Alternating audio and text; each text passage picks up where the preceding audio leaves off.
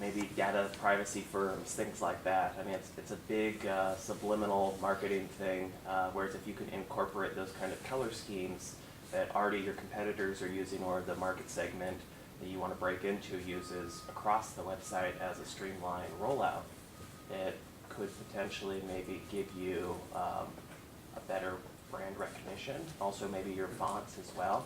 Maybe having fonts that are not the same as maybe your competitors, but fairly close. Maybe if it's Times New Roman bold, yours is maybe just Times italic. And having the color schemes match up so closely that when customers see it, they're almost like, oh, this is better than Trans using it. So our designer took a look at this, and we do have we have our own font and we have our own color scheme. I think what I'm getting for that is like you'd like to see like some more color, like basically make this report like more engaging. Exactly. Is that? Yeah. I mean, if you look at like Amex's website or even creditreport.com, how they have their credit scores and the different gauges. Maybe if you showed like the red to green for the credit score, and the little arrow, that's quite popular across the market segment, the consumer marketplace. Just an idea. I think the gauge idea, that one's pretty cool. Like we can show them like relative, like, well, what does the score actually mean? Like what's like the low end, what's the high end? That's pretty cool. I think something maybe a page you can add is I know when you send a request, it just kind of filters out. So kind of like a page that says like I sent reports to these different people, and maybe like it's not supposed to kind of do with the website itself, but just having that like a list of people that I sent it to, just kind of. We're working on that right now. So this is our MVP. Oh, I see. But we're working like right now on like making that dashboard feature where you keep track of all the apartments that you've sent applications to, and then track the status, whether or not it's been accepted or rejected, like what phase it's in. So great idea. You're thinking right along the right lines. Anything else on this page? Nothing. All right, I'm going to take you guys to the home page. So this is where I have like the most questions. And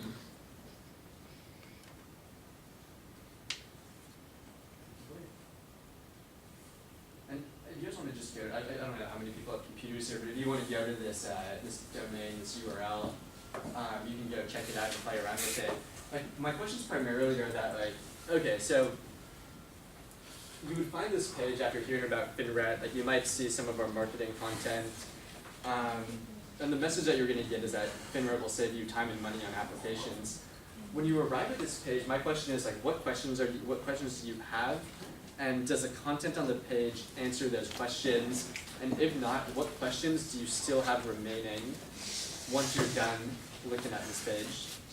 So, I mean, if you want to take a couple minutes to check it out, or if you have anything on the top of your head right now, I'd love to hear it.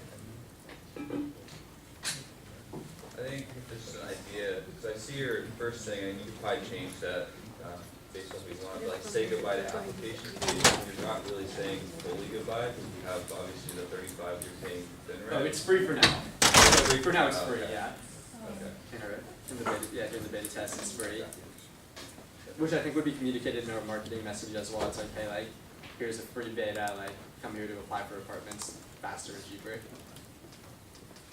I was going to say straight off the bat, like somebody sees your link, they click on it, and they show up to your website.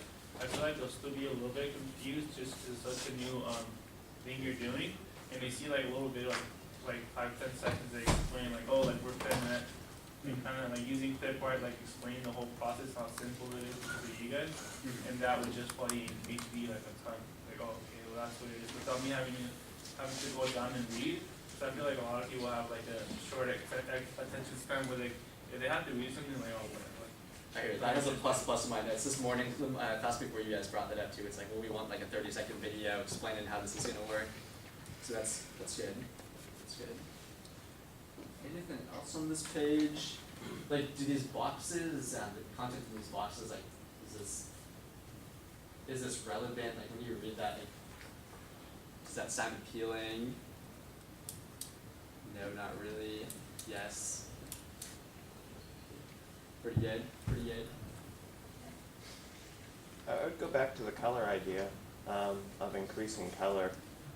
Right now the site's very dark, and even your .com site, which I'm on right now, the color scheme, and I know you mentioned that your different marketing strategists looked into it. It's just very dark, and it's, yes, you are dealing with consumer privacy and data, but even like TransUnion, they use super bright, and they even put a person with full color with all the different tones to really attract the eyes, as well as the shapes of the boxes, maybe more curved around the corners, or if you really wanted to make it more square but have much more to it. I think those could be some really neat things, like as well as with your pricing and product strategy line right here, where it's free, $5, $5.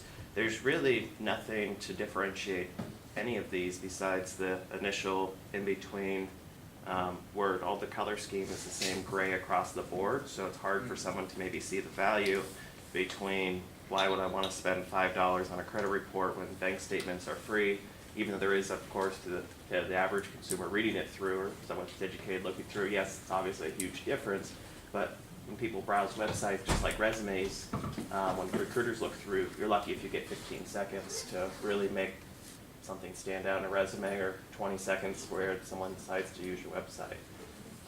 Having those bright colors could entice the eyes, maybe, and also show the difference of saying what the credit report does.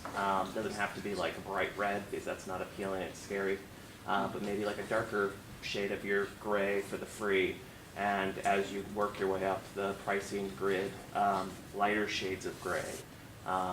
Keeping the same font, of course, but maybe also increasing the font size on the actual description as well, because it's quite small for such a huge box, so really filling out the text space where it's still not overwhelming, but where it's not as kind of boom, big space, boom, big space. Yeah, so it's a little bit more easy to read. Cool. I'll bring those up with our designer. Yeah, just an idea. See the one. Yeah. And then just looking at your guys' example report, I think it looks really good as somebody who managers or like as applicants. It's nice having all this information, it's easy to read. So I don't think you guys will need to make a lot of changes to that report itself. Cool. All right. Thank you for that. Alrighty. So I mean, I guess at this point, that was pretty much everything I wanted to cover. Did you guys have any questions? Like just like basically general questions, like anything about startups, like that you want to know? Is anybody here thinking about going to work for a startup after you guys graduate? No. What are you guys all thinking? Oh, Maybe. Maybe. Or mostly thinking corporate or something corporate. All right. Well, I mean, at this point, like, I'd just like to open it up to like any questions that you guys have. There's anything that's interesting. Engineering, startups. Yeah. All right then. Let me do a couple of prompts. One is how did you get to this? You didn't start with this. Where did you start? How'd you get here? Okay, so we started, I think I mentioned this earlier, we started as a financial verification company. We had a hookup to the banks where we could basically verify the amount of money that someone had in their bank. The product wasn't robust enough to find product market fit. So what we did then was we added credit reports, background reports, and eviction reports to the mix, and started selling to property managers and landlords. So then what we found was that we found product market fit, but there was too much competition, so we couldn't grow fast enough. So then we pivoted again to basically address a different market that hadn't formerly been addressed. And that was how we ended up here. We decided to target tenants instead of targeting landlords.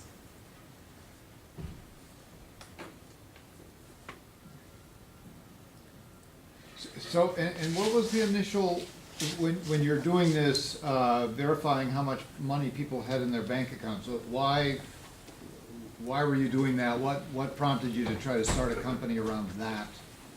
Yeah, so function? when I was working as a real estate agent, I noticed this glaring problem that the way that people provided proof of funds was just so antiquated. Like what they had you do is like they would have you log onto your bank account, take a screenshot, then go to like a Photoshop editing tool and black out the account number, and then email it over. The first time I had to do it, I was like, well, I don't have Photoshop or anything, like how on earth do I do this? So it was a huge pain, and what I found was like this cool little library that let you do it in like a minute. So I was first attracted to it because of the time savings. You could cut down like a 20-minute process to 1 minute, and then you could also totally eliminate the ability to commit fraud because we were able to get the information directly from the bank instead of having the user report it to us, which when the user reports it, you open yourself up to, I don't know, Photoshop or whatever nefarious activities that they may do.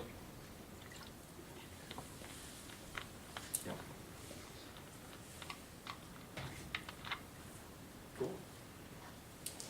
Any other questions? Oh, although actually I almost forgot. We have this new, I was sitting down with our marketing team the other day, and we were brainstorming how we could approach college campuses. And one of our interns actually was like, dude, like, we should just make some dank memes and then send them around and see if we can get people to reshare them. So I brought a couple memes to share with you guys. They're pretty dank. So prepare yourselves.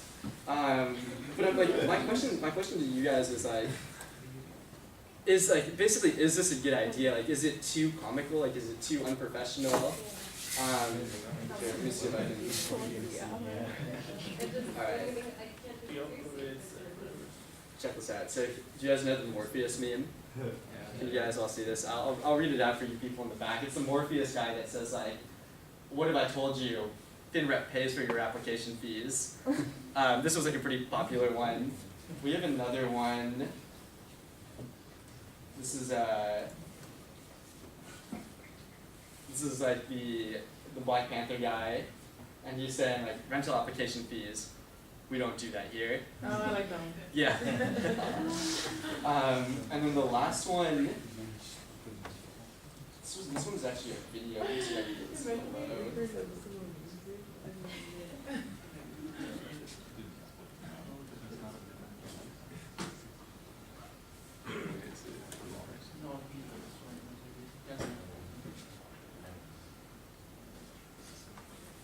Sorry, I'm having trouble connecting to the internet, so I can't show you that one.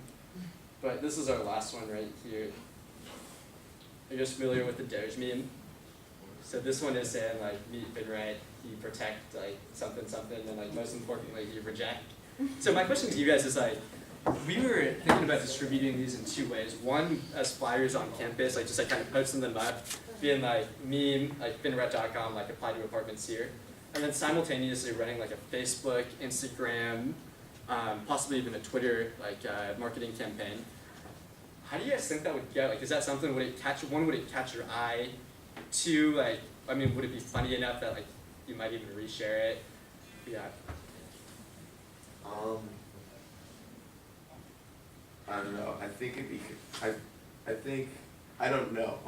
I think if there's similar, I can't speak to everyone, but I think I'm someone who spends a lot of time on the internet, and if a company, you know, you look at Jack in the Box and how they did that whole meme campaign with the guy saying like a box or whatever, you know, people were kind of like, ooh, looking at that, instead of like stoked on the memes, you know, it was more like, that's a little just hard to watch. And I don't know,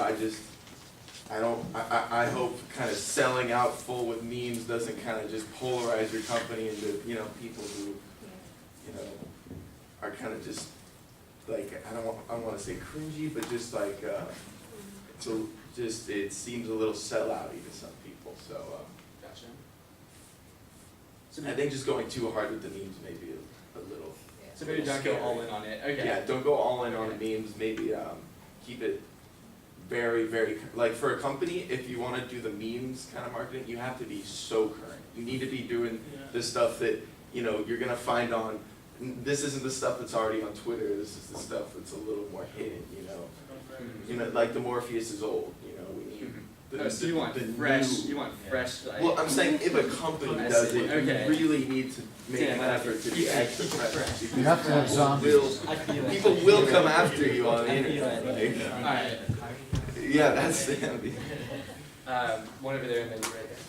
My whole thing is, you mentioned distributed on my campus and everything. If I were to see that, let's say I'm walking to go get lunch or something, and I see it posted up, and it's talking about like I could save money on like applications and all that good stuff, well, instantly I'm thinking like, as you mentioned, all the credit stuff that's going to be put into that and whatnot. I would say that's a kind of a serious thing, and I would be more inclined to think if I saw like a meme sort of thing, it would be like one of my fellow colleagues like created this sort of website kind of in a serious manner, like when I go on it, I would find it's actually very serious and whatnot, but I would be less inclined to go and visit it and then put all of my very serious information into it just from that initial thought, like, okay, that's one of my classmates probably that created this sort of thing. I don't really want to put all my valuable information into it, you know? Does that make any sense? That makes sense. It's like confusing like the voice of the company. Like on one side, Yeah. like it's like too jokey, and then like you come to this and they're like, oh man, like they want my social security number. Yeah, like I would be, I mean, I am seeing it here would be very inclined to think that it is a very serious company and whatnot, and that's actually extremely useful, but just from the meme aspect of it, I would instantly be kind of turned off from that option altogether, even wanting to go visit it, just because it does seem a little less serious, I guess you could say. Yeah, no, that's a great point. Like when I was just like, yeah, do I want to give my social security number to a meme board? It's like, Yeah. oh well, not really. Yeah. That's a great point. And then I'm all- yeah. No, I was just gonna say the same thing as them, like I kind of think the memes should be not considered at all. Even for college campuses, I personally have rented out an apartment last semester, and it was from a flyer on campus. They literally said, looking for a place, question mark, like they kind of give details, simple as that, and then from there, I moved on. I think a simple flyer